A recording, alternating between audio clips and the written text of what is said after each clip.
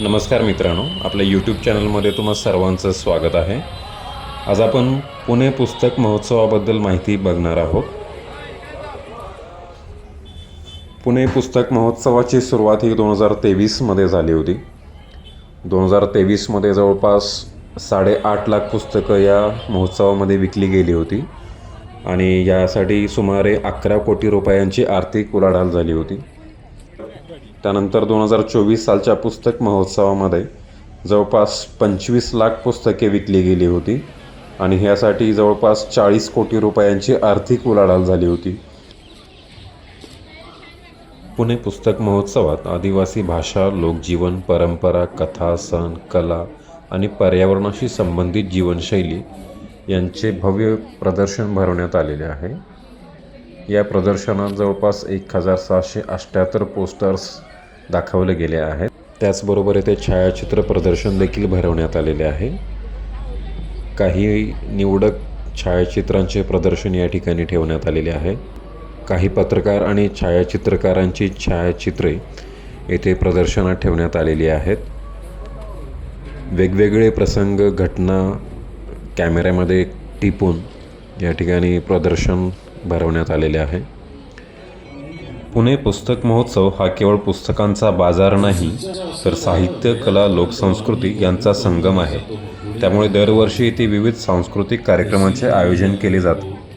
त्यामध्ये कवी संमेलन, काव्य वाचन, लेखक संवाद व पुस्तक चर्चा, नाट्य वाचन, कथा वाचन, लोककला, लोकसंगीत, बाल सांस्कृतिक कार्यक्रम, कला व साहित्याशी संबंधित उपक्रम अशा विविध सांस्कृतिक कार्यक्रमांचा सहभाग या पुणे पुस्तक महोत्सवामध्ये केला जातो।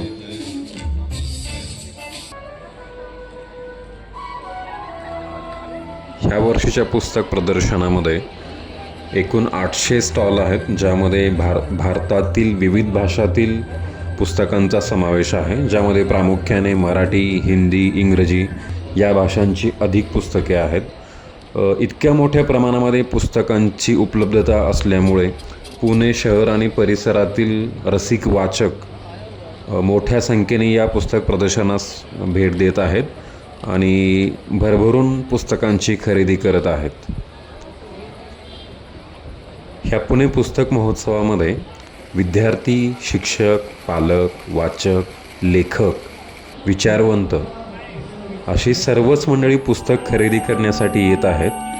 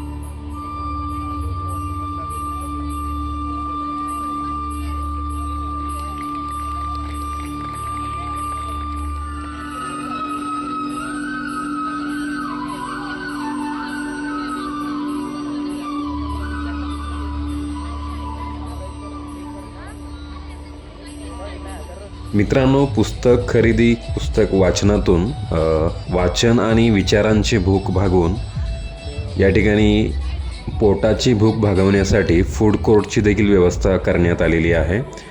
यामध्ये विविध पदार्थांचा समावेश आहे। वाचक मंडळी पुस्तक खरेदीबरोबरच या पदार्थांचा आस्वाद देखील घेऊ शकतात। त्याचबरोबर लहान मुलांच्या विचारांना चालना देण्यासाठी आणि त्यांना खेळण्यासाठी इथे चिल्ड्रन्स कॉर्नरची देखील व्यवस्था करण्यात आलेली आहे। तर मित्रांनो, तुम्हाला हा व्हिडिओ कसा वाटला हे नक्की कमेंट करून सांगा। या व्हिडिओला लाईक करा, कमेंट करा, शेअर करा आणि आपल्या या यूट्यूब चॅनलला नक्की सबस्क्राईब करा। धन्यवाद।